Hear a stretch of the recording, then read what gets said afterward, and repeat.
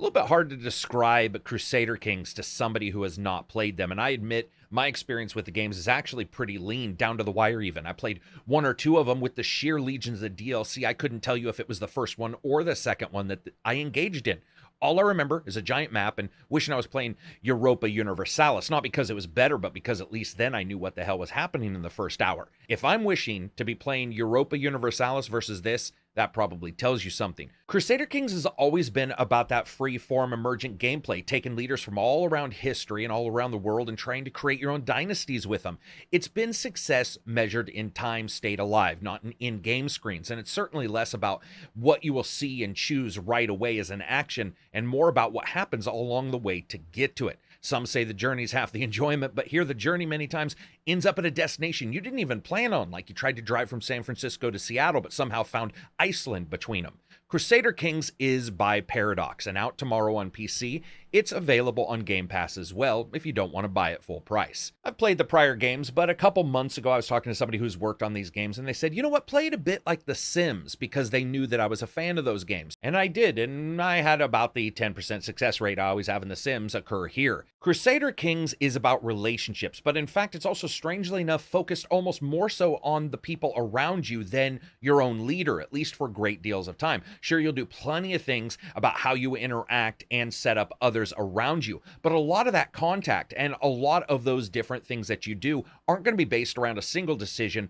for your leader. It's going to be based around the decisions of the different characters around you and how they deal with each other, not even just yourself. Because where Crusader Kings is a little bit different than many other titles, you're not just trying to set yourself up for success, you're trying to set up the potential rulers that will follow after you. Of course, unless the decision revolves around stress, which is something in this game I'm going to get to in a second. When it comes to a comparison with the prior game, Crusader 3 is actually a deeper rather than broader title than Crusader Kings 2, with some options adjusted and some just gone in that desire to make a title that rewards both the longtime commanders who've supported the series since day one, as well as new ones coming in, and the ability for everybody to sort of get their land war skullduggery on as quickly as possible. It starts out between the years 1867 all the way to 1066 respectively, and you basically choose a leader and then go forth, each leader having a different listed general difficulty where the game will play out. As you pick those leaders, everybody has a general theme of how they'll go forward into leadership, like militia being a battle lord, a diplomacy with its understanding of the caveats of beating the crap out of your neighbors and then trying to ask them to borrow the fire hose when your house is burning down. You can also just generally pick learning and embrace scholarly rulership patterns. You can choose intrigue, which is about what it sounds like. Or lastly, you can pick stewardship, which is basically making your country Scrooge McDuck levels of rich.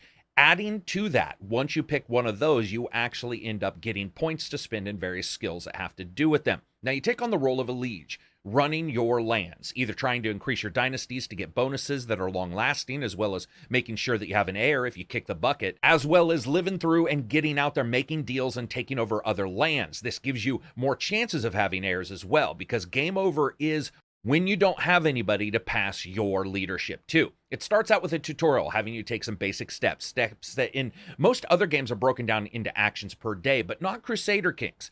You see, Crusader Kings is more about initiation versus explanation, less about telling you about something that will happen for sure versus telling you what the starting will be like, what the end result could possibly be, and then just letting it rip. And this reflects the human relationships and human rulers that you're actually going against. It's like going into a board game a bit, though, that has turns delineated out for everyone, and then suddenly you play the next board game, it looks identical, but the turns just happen, and unless you plan for it, you don't know when the other person's going to take their turn, or even what they're doing. And with all the intrigue, it's easy to not know who your enemies are in the game. You're just sort of looking at your different leadership scores and trying to decide what steps you want to take, if you want to call everybody back to your castle to regale them with cool stories, and then suddenly one of your characters trips over one of the 2,000 tales of hedonistic sexcapades that your spy master has been battling since day one, and you realize that half of the people you invited probably are out to get you. And it's easy to look at this game and not see a lot. It is fairly flat. The game isn't going to win any awards for looks. While it tries to meet the current game expectations halfway through with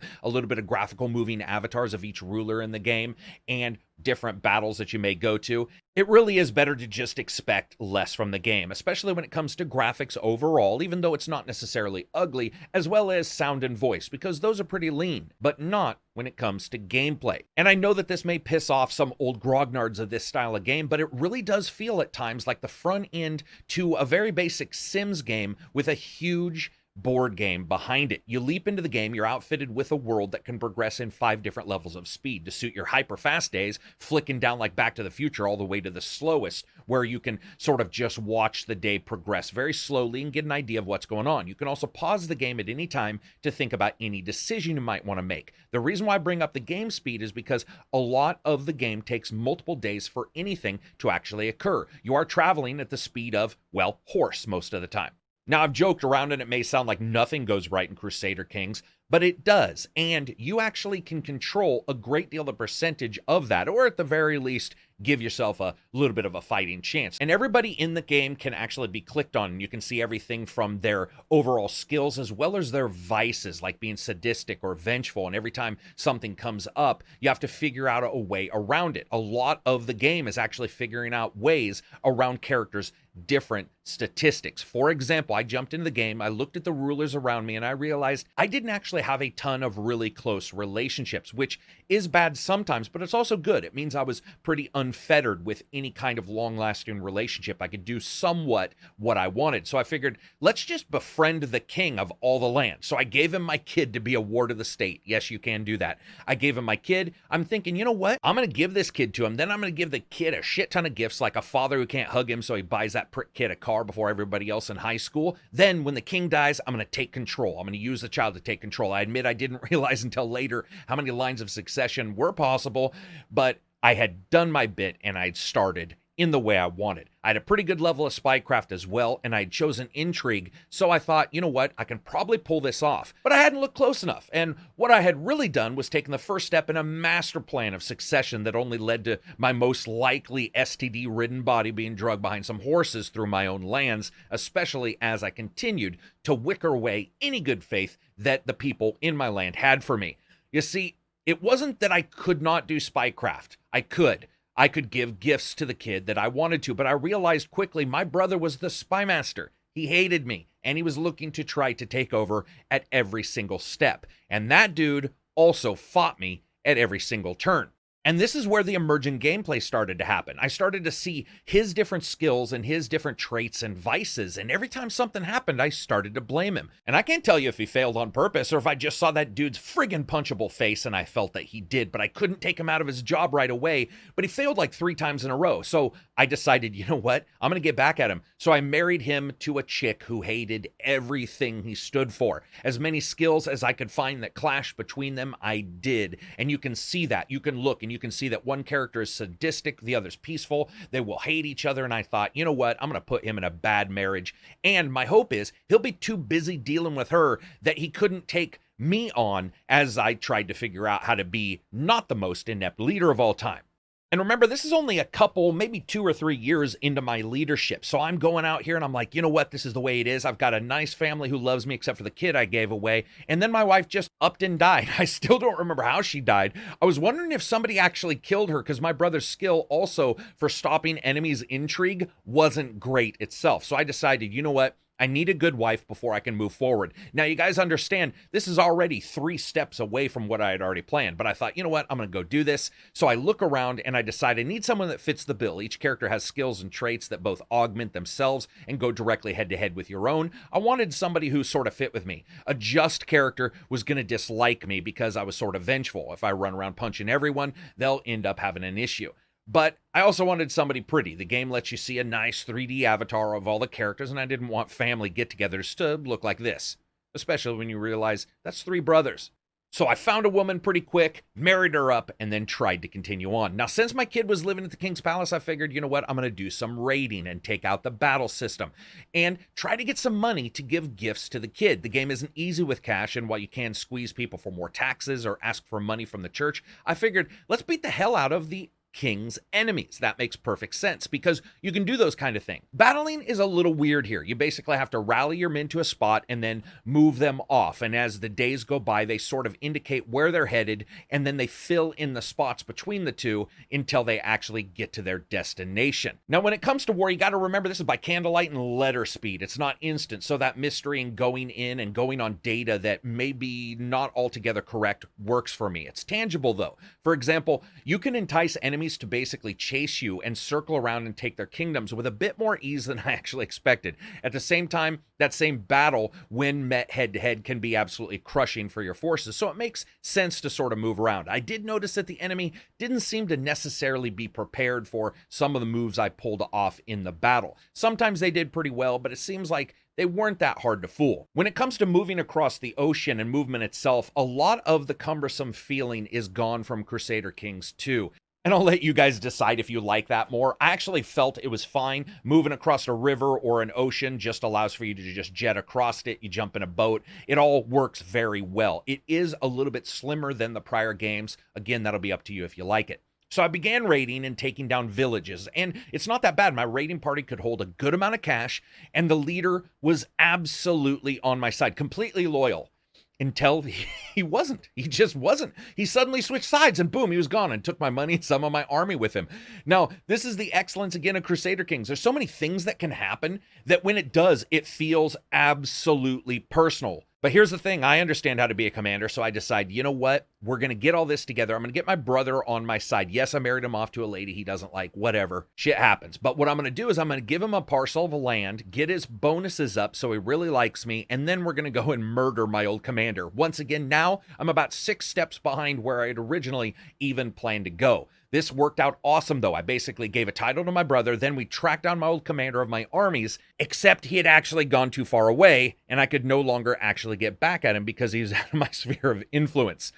Everything, every movement, every marriage, every step, I was deeply engaged in. I had to make sure that I'd hummed, hacked, hung out, and harangued my way to another boy king being ready if I had stroked out on that extra serving of pigs in a blanket I may have wolfed down due to the stress. Because that's the thing. Stress level is terrible. Stress level is a statistic that goes up or down depending on actions you take, and it's directly connected to the various different traits you may have. So if you're a peaceful character and you start a bunch of wars, you're gonna have stress. I think that's a hinge point of Crusader Kings, and if you'll like it or not, I started to feel like old Beardface McWolfpack doing algebra in my head, but replacing the equations with the name of suitors and haters and hunters and lovers and different lineages, towns, kings, queens, and despots all aiming at me in the game. There were so many various different overarching layers that I started to believe pretty much everything that occurred was because of me. The name of the game is leading and how well you would do it. And that tangible feeling of success, by the way, when you find a good marriage, is one of the best parts in a strategy game in a long time I have felt. I actually felt tangible success when I put two people together and was like, that will be a good marriage and will strengthen their area. But it doesn't come without pain. The game has so many skills and means in which to identify abilities and weaknesses of every character that it can be completely unwieldy, especially to newcomers, because you may have your tooltips on. When you're moving the mouse, there are so many locations and hot tips in the game that can just pop up, pop up, pop up. You don't see a ton of the action, but I'm okay with that.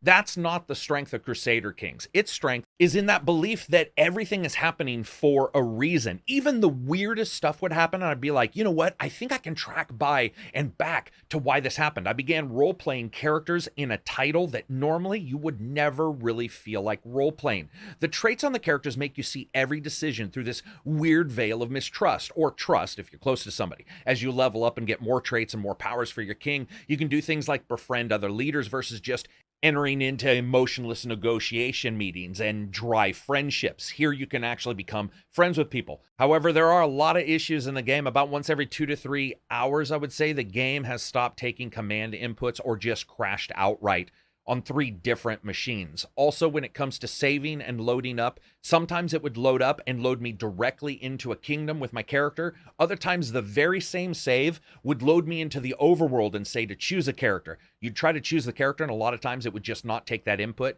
and you'd have to quite literally crash the game to get out and then come back in. I did not like that. It certainly did feel very, very crash happy. You know what I just realized? This sort of turned into a review. So we'll cover fun factor for a second.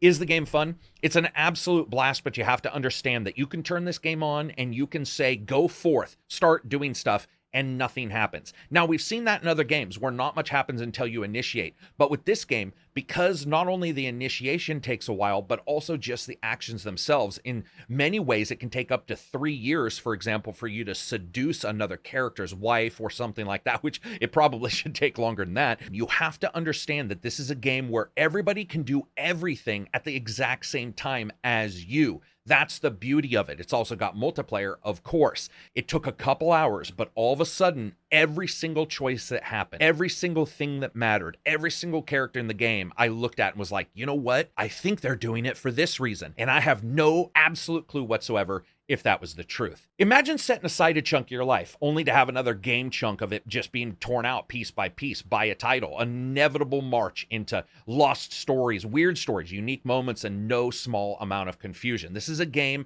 that is told in days, but somehow makes you feel that a decision has to be made instantly and then results in you sort of alienating some leaders because you need to do something half-cocked. And speaking of half-cocked, there's enough buggery, hump, and half-assed marriage and just whole-assed romantic interludes in this game to sink the Titanic in sexy fan lore. That was a blast. You can do so many things when you start to level up the different ways in which you can interact with everybody in the game world. I don't know what to say. I don't feel like it's a game that I can say you should absolutely get because, to be honest, this is one of those deep titles that I think I need to play even more to verify everything's working the way it should. However, it is on Game Pass, and I gotta say, a lot of times beauty is in the eye of the beholder. Trust me, I married some ugly-ass wives in this game.